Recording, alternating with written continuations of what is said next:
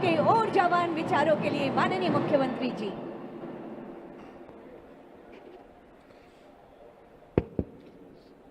सभी को जोहार।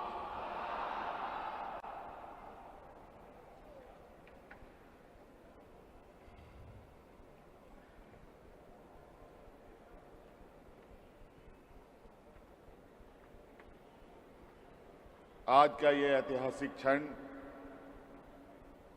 झारखंड के इस राजधानी के इस खेलगांव परिसर में पंचायती राज विभाग के द्वारा आयोजित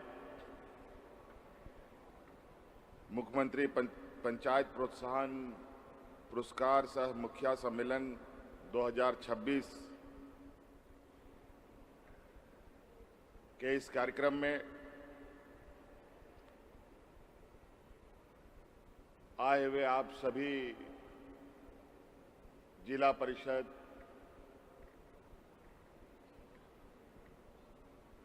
और हमारे गांव से जुड़े हुए पंचायत के सभी प्रतिनिधिगण और मंच पर हमारे साथ उपस्थित विभागीय मंत्री श्रीमती दीपिका पांडे सिंह जी, यहाँ उपस्थित हमारे मंत्रिमंडल सहयोगी इरफान अंसारी जी, मंत्रिमंडल सहयोगी शिल्पी नेहा तिर्की जी, सुरेश बैठा जी, उपस्थित विधायिका ममता देवी जी, विधायक राजेश कच्छप जी, राज्य के मुख्य सचिव अविनाश कुमार जी, पंचायती राज के निदेशक राजेश्वरी बी जी और यूआईडीआई के श्री नीरज कुमार जी, आप सभी का मैं हार्दिक अभिनंदन करता हूं, स्वागत करता हूं। आप सभी ऐसे लोग हैं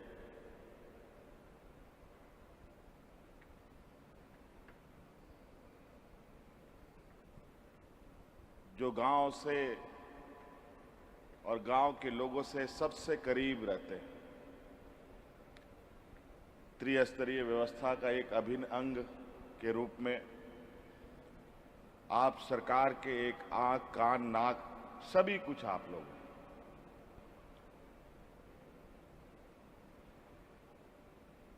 आपकी कार्यकुशलता से ही राज्य का समग्र विकास की जो रास्ते हैं उस रास्ते को तय किया जा सकता है। और मैं हमेशा ये कहता हूं कि राज्य तभी विकास करेगा जब हमारा गांव विकास करेगा। गांव हमारा शहर पूरे राज्य का जड़ है और जड़ जितना मजबूत होगा पेड़ भी उतना ही मजबूत होगा। और हमेशा हमारी प्राथमिकता रही है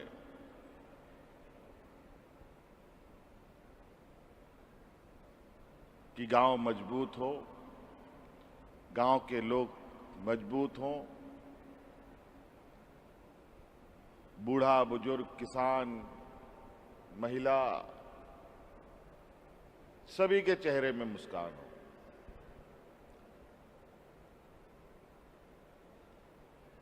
और हमारी सोच शुरू होती है गांव से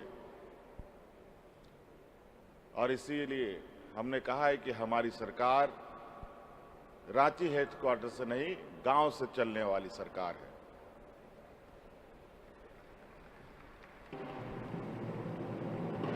आज अलग अलग चरणों में आप लोगों ने देखा कि किस तरीके से पदाधिकारियों को हम लोगों ने आपके पंचायतों तक पहुंचाया। आपके पंचायतों में कैंप लगे, विभिन्न चरणों में आपकी समस्याओं का समाधान पंचायत स्तर पे, गांव स्तर पर करने का हमारा प्रयास रहा और ये निरंतर चलता भी रहेगा। कई ऐसे सुदूरवर्ती ऐसे भी जगह हैं जहां सड़कें भी नहीं है, नदियों से घिरा हुआ गांव, पुल भी नहीं है। पगडंडियों से चलकर, कोई ट्रैक्टर से चलकर, कोई मोटरसाइकिल से चलकर, कोई बैलगाड़ी से भी चलकर के आपके गांव तक पहुंचने का प्रयास किया। और हमेशा से ये शिकायत आती रही है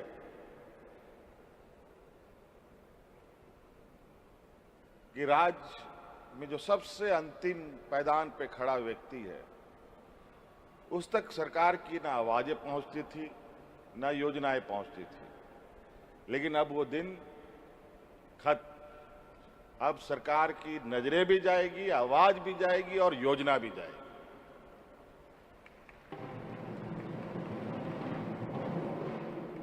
और इसको वहां तक पहुंचाना, उस आखिरी व्यक्ति तक पहुंचाने का जो माध्यम है वो आप सभी।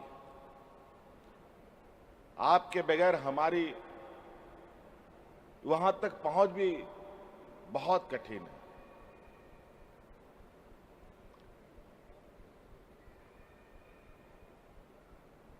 सरकार के एक हिस्से में हमारी कार्यपालिका जो पदाधिकारी होते हैं, पंचायत सेवक से लेके बीडीओ, सीओ से लेकर के डीसी, एसपी से लेकर के विभाग के सचिव से लेकर के मुख्य सचिव तक होते हैं, इनका भी एक पूरा एक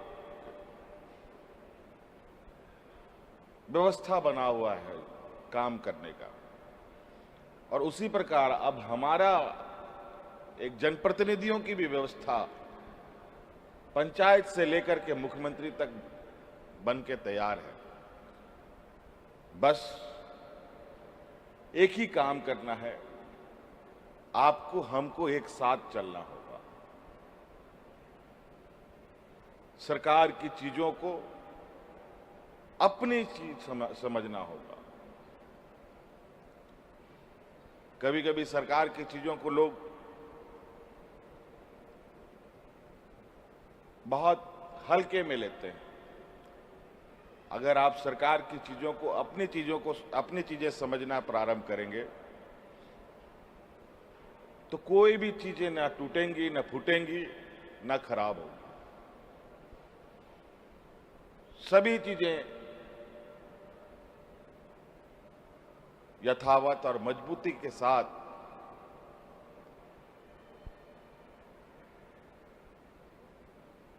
राज्य की जनता के लिए खड़ा रहेगी। आज यहां पुरस्कार दिया गया आपको विभिन्न कार्यों के लिए, और ये सरकार का एक संवेदनशीलता भी है कि जो अच्छा काम करे उसको निश्चित रूप से सराहना चाहिए, सम्मानित करना चाहिए।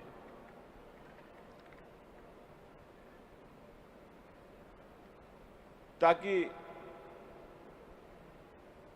जो व्यक्ति अच्छे काम करने के लिए आगे बढ़ा है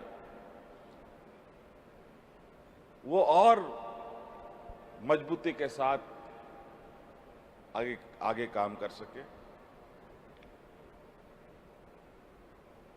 आज मुखिया लोग भी सम्मानित हुए हैं, बीडीओ, सीओ सब लोग भी सम्मानित हुए हैं, जिला परिषद वगैरह भी सम्मानित हुए हैं। लगभग 9 करोड़ से अधिक पुरस्कार आज यहाँ सांकेतिक रूप से कुछ मंच में बटे, बाकी आप सभी लोगों को मिलेंगे भी। और इस देश का जो लोकतांत्रिक व्यवस्था है, ये व्यवस्था बहुत सारी दुनिया में लोकतांत्रिक अपने आप को कहलाते हैं, लेकिन भारत देश का जो लोकतांत्रिक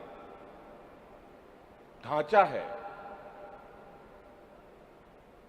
वो गांव से ही शुरू होता है।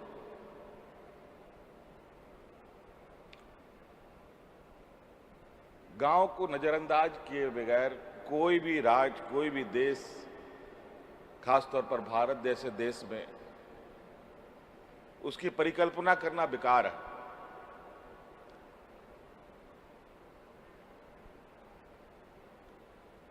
हमें वो भी दिन याद है यहां पर जब इस राज्य में डबल इंजन की सरकार होती थी और हमने देखा है वो मंजर कि जब लोग हाथ में राशन कार्ड लेकर के भात भात करके मरा था। लेकिन आज ऐसा क्या हो गया कि विगत 6, 7, 8 सालों में एक भी व्यक्ति भूख से नहीं मरा।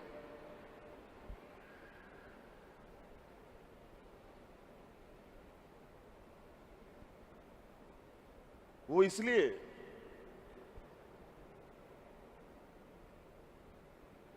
कि सरकार की एक जिम्मेवारी है कि किस तरीके से अपने राज्य की जनता जो एक जिम्मेवार सरकार बनाने का संकल्प लिया, उस जिम्मेवारी को हम लोग हर संभव प्रयास करते हैं। कोविड का इतिहास आप सबको मालूम है। कोविड में किस तरीके से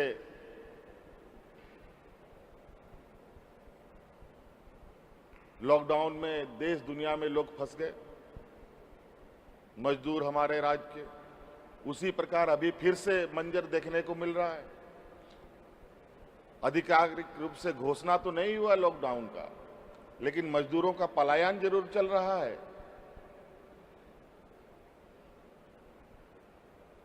बड़े पैमाने पर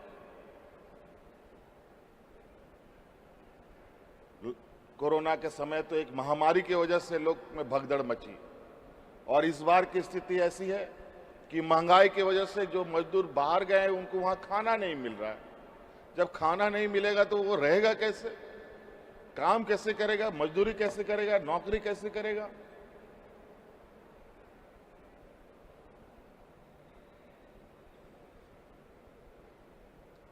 तो कहीं ना कहीं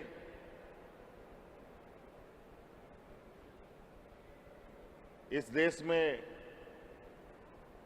बहुत 5-10% लोग हैं जो विपरीत परिस्थिति में भी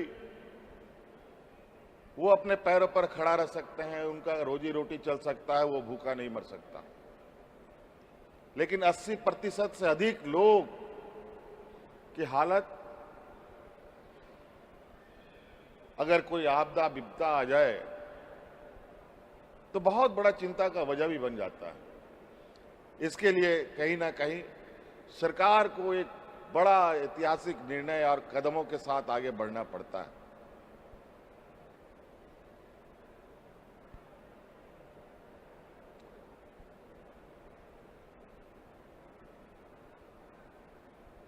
इसीलिए आज आप सब लोगों को, क्योंकि आप सब लोग जिम्मेवार लोग हैं, गांव में कौन सड़क होना चाहिए, कौन पुलिया होना चाहिए, पहले नल बनना चाहिए कि क्या बनना चाहिए,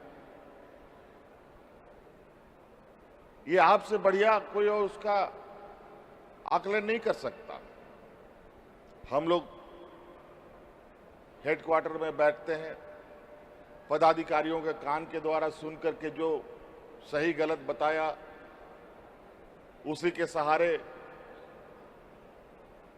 चीजों को आगे बढ़ाया जाता है। लेकिन जो आप सब निर्णय करेंगे, आपके द्वारा जो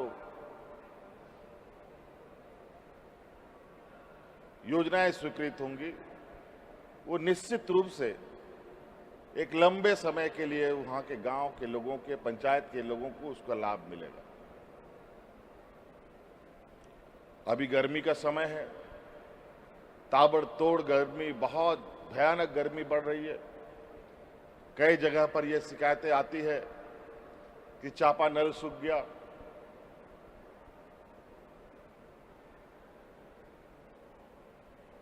अब वो सारी चीजों को आप सबको देखना पड़ेगा। आज बड़े पैमाने पर हम लोगों ने पैसों का भी हस्तांतरण गांव के स्तर पर किया है।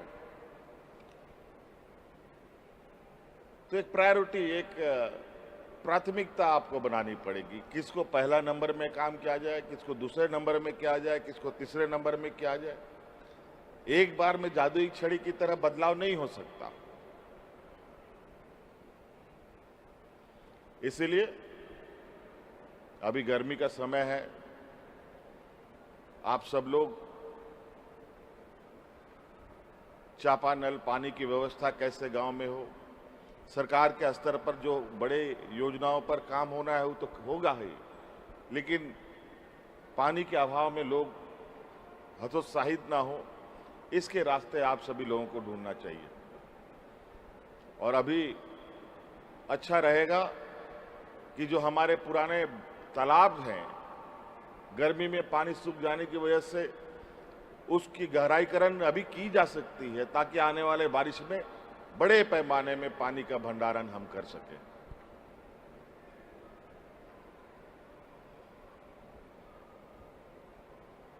और हमने पहले योजना भी चलाया था। मुझे लगता है कि धीरे धीरे उस योजना को नजरअंदाज लोग करते गए हैं कि चापाकल जहां गड़ता है या चापाकल जहां पर है वहां पर सॉकपिट जरूर बनाने का काम करें। सॉकपिट अगर आप बनाएंगे तो जीवन में कभी आपका चापाकल नहीं सूखेगा। और बहुत सरल विधि है। मैं विभाग से कहूंगा कि कुछ कार्य योजना के फार्मूला, उसके तरीके, उसके बनाने का ट्रेनिंग भी हमारे मुखियाओं को दे, पंचायत के समितियों को दे, जिला परिषदों के सामने वो सारी चीजों को दिखाया जाए, ताकि वो गांव के स्तर पे, ये कोई रॉकेट साइंस नहीं है, कोई विदेश से सामान लाके लगाने नहीं है। खड्डा खोदना है, गिट्टी डालना है, बालू डालना है, यही काम करना है। और जो पानी इधर उधर बह रहा है वो एक जगह जाकर के जमीन के नीचे सुरक्षित होकर के फिर आपके प्यास बुझाने के काम में आ सके।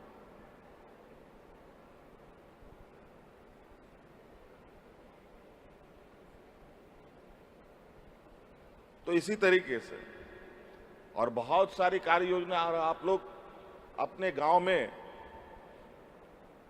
आजकल जो हमारे गांव के लोग खेती बाड़ी करते हैं, बहुत सारे लोग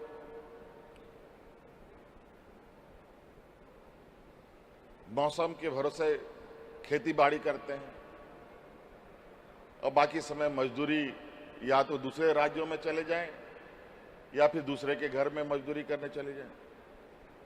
लेकिन आपको एक और हम आपको फार्मूला बताएंगे, खेती बाड़ी से जुड़े लोग भी हैं आप लोग, कि अपना खेत जो आपके पास है वो खेत में सिर्फ आप धान गेहूं ही नहीं लगा सकते हैं।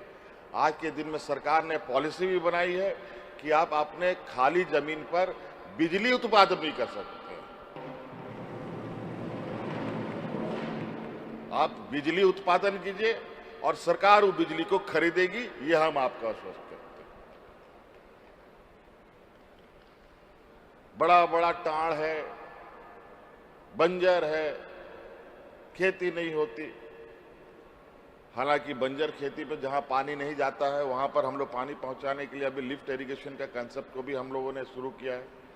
संथाल परगना में पहला एक लगभग योजना पूर्ण हो चुका है और उस प्रकार अभी आगे भी योजनाएं लेने की बड़े पैमाने में तैयारी भी है, लेकिन उसमें समय लगेगा।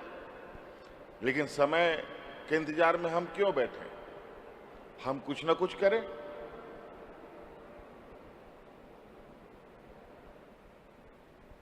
सामूहिक रूप से ग्राम सभा कर गांव में जितना जमीन है, अगर सभी जमीनें में सोलर प्लांट लगा दिया जाए तो आपको खेती बाड़ी करने का जरूरत नहीं है। वो बिजली से ही इतना पैसा आ जाएगी कि आपका 12 महीना घर चले। और सरकार इसके लिए प्रोत्साहन भी करती है। तो कई ऐसी चीजें हैं। मैं विभाग से कहूंगा कि आप ग्रामीण स्तर पर गांव के लोगों को उसी के अनुरूप कार्य योजनाओं को बनाकर उन्हें ऑडियो वीडियो विजुअल बना करके उनके सामने उनको दिखाएं, उनको समझाएं ताकि वो और बेहतर तरीके से काम कर पाएं। तो इसीलिए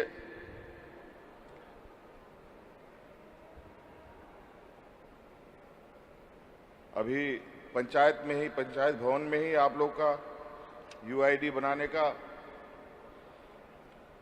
यूआईडीएआई ये सब बनेगा। उसके लिए भी यहाँ आज एक हस्ताक्षर हुआ है। आपको अब इधर उधर जाने की आवश्यकता भी नहीं पड़ेगी। इसलिए आप सभी लोग, जैसे हम लोग चुनाव जीत के आए हैं, लगभग आप सभी लोग भी चुनाव जीत के आए हैं। मेरी शुभकामनाएं ये हो कि आप लोग फिर से चुनाव जीत के आए। लेकिन ये तभी संभव है जब हम लोग कुछ काम करें, लोगों के जो हमारी एक जिम्मेवारी है उस जिम्मेवारी को निर्वहन करें। अभी हम लोग ऐसी व्यवस्था कर रहे हैं कि पंचायत स्तर तक में हम लोग संपर्क हम लोगों का बना रहे। ऐसी कुछ व्यवस्थाएं भी हम लोग तैयार कर रहे हैं, क्योंकि संपर्क टूटने से बहुत कुछ टूट जाता है। संपर्क बना रहता है तो सब कुछ ठीक ठाक चलता है।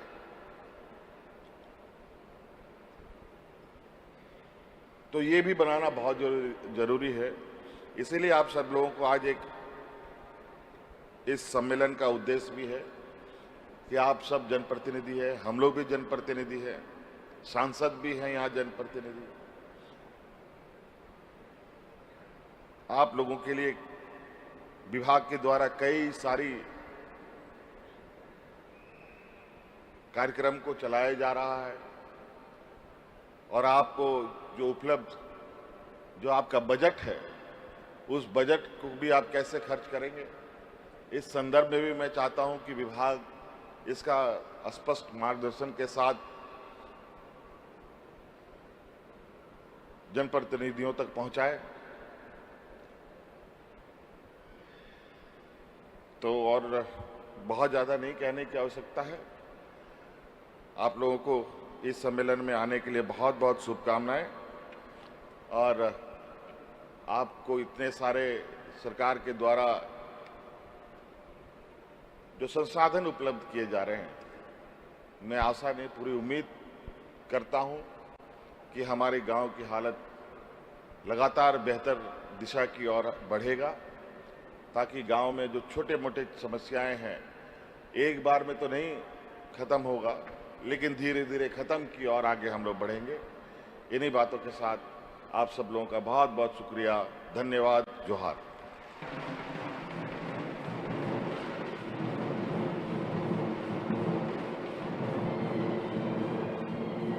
आपके ऊर्जावान विचारों के लिए बहुत बहुत आभार व्यक्त करती हूँ माननीय मुख्यमंत्री जी।